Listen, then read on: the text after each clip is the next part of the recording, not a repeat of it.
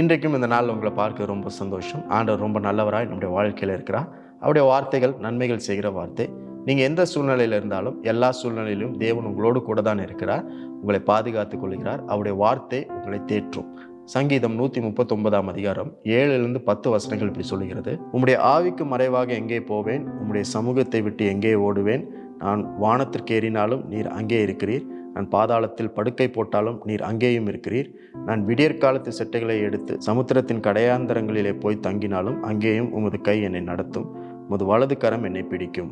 தாவீது என்ற ராஜா சொல்லுகிறார், தேவனுடைய பிரசன்னத்தை விட்டு தப்பி செல்ல எந்த இடமுமே இல்லை அப்படின்னு சொல்லுகிறார். You cannot run out of God's presence. You simply can't. இந்த ராஜா சொல்லுகிறார், வானத்துக்கு ஏறினாலும், ஹெவன்ஸுக்கு போனாலும், பரலோகத்துக்கு போனாலும் அங்கேயும் நீர் இருக்கிறீர்.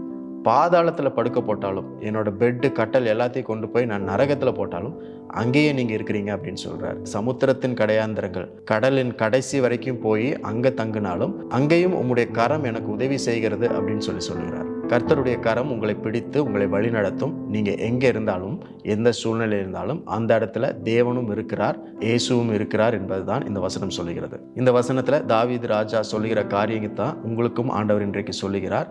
நீங்கள் எந்த இடத்துல இருந்தாலும், எந்த சூழ்நிலையில் இருந்தாலும், எப்படிப்பட்ட நெருக்கத்தில் நடுவில் இருந்தாலும், எந்த காரியங்களும் உங்களை சுற்றி இருந்தாலுமே, வாழ்க்கை நரகம் போல இருந்தாலுமே, நீங்கள் தனிமையில் இருந்தாலும் இயேசு உங்களோடு கூட இருக்கிறார். அவருடைய பிரசன்னம் உங்களை சுற்றி இருக்கிறது. இயேசுனுடைய கரம் உங்களை பிடித்திருக்கிறது. உங்களை கைவிட மாட்டார்.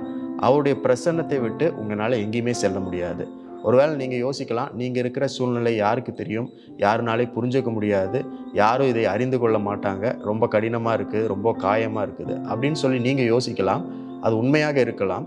ஆனால் அந்த சூழ்நிலையிலையும் இயேசு உங்களோடு கூட இருக்கிறார். ஏனென்றால் அவருடைய பிரசன்னத்தை விட்டு உங்களால் எங்கேயுமே செல்ல முடியாது.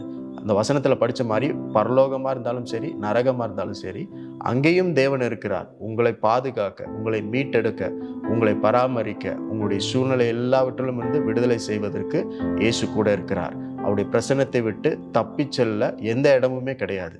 ஆகவே நீங்கள் எந்த சூழ்நிலையில் மாட்டிக்கொண்டிருந்தாலும், எந்த சூழ்நிலை உங்களை நெருக்கி கொண்டிருந்தாலும், அந்த சூழ்நிலையிலும் தேவனுடைய பிரசன்னம், இயேசு உங்களோடு கூட இருக்கிறார். அவருடைய பிரசன்னத்தை விட்டு தப்பி செல்வதற்கு எந்த இடமும் இல்லை. ஆகவே நீங்களும் நானும் எல்லா பிரச்சனைகளிலும் தப்ப முடியும். உங்களை கைவிடாத தேவன், உங்களை விட்டு விலகாத தேவன் உங்களோடு கூட இருக்கிறார். இன்றைக்கும் இந்த நாளில் உங்கள் சூழ்நிலையிலிருந்து அவர் வெளியே கொண்டு வருவார், விடுதலை செய்வார். நம்பிக்கையோடு இருங்க. இயேசு உங்களோடு கூட இருக்கிறார். அவருடைய பிரசன்னம் உங்களை சுற்றி இருக்கிறது. அவருடைய பிரசன்னத்தை விட்டு உங்களால் தப்பவே முடியாது.